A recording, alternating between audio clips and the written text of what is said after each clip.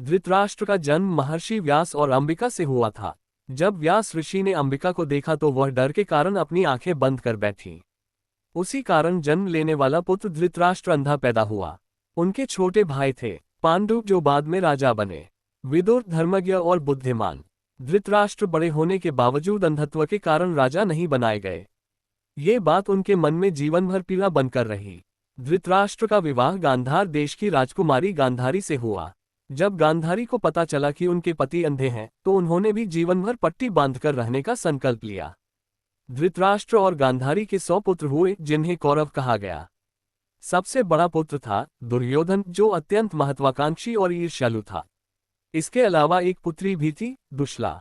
पांडवों के प्रति व्यवहार। धृतराष्ट्र पांडवों से प्रेम करते थे परंतु अपने पुत्रों के मोह में वे न्याय नहीं कर पाए। उन्होंने कई बार दुर्योधन की गलतियों को नजरअंदाज किया। भीम को विष देकर मारने का प्रयास, लाक्षागृह षड्यंत्र, जुए का खेल, द्रौपदी का अपमान। विदुर और भीष्म ने उन्हें चेतावनी दी परंतु पुत्र मोह के कारण उन्होंने कठोर निर्णय नहीं लिया। महाभारत युद्ध और धृतराष्ट्र। जब कुरुक्षेत्र युद्ध शुरू हुआ धृतराष्ट्र अंधे होने के कारण युद्ध नहीं देख सकते थे। ऋषि व्यास ने संजय को दिव्य दृष्टि दी जिससे संजय उन्हें युद्ध का पूरा वर्णन सुनाते रहे।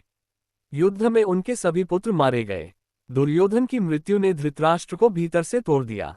भीम से क्रोध और कृष्ण की बुद्धि। युद्ध के बाद धृतराष्ट्र ने भीम को गले लगाने के बहाने कुचलकर मारना चाहा क्योंकि भीम ने उनके पुत्रों को मारा था। लेकिन श्री कृष्ण ने भीम की जगह लोहे की मूर्ति आगे कर दी जिसे धृतराष्ट्र ने क्रोध में कुचल दिया। वनवास और मृत्यु। युद्ध के बाद धृतराष्ट्र, गांधारी और कुंती वन चले गए। कुछ वर्षों बाद जंगल में लगी आग में धृतराष्ट्र और गांधारी ने देह त्याग दी। ऐसे ही मजेदार कहानी सुनना चाहते हैं तो हमारे चैनल को सब्सक्राइब करें। धन्यवाद।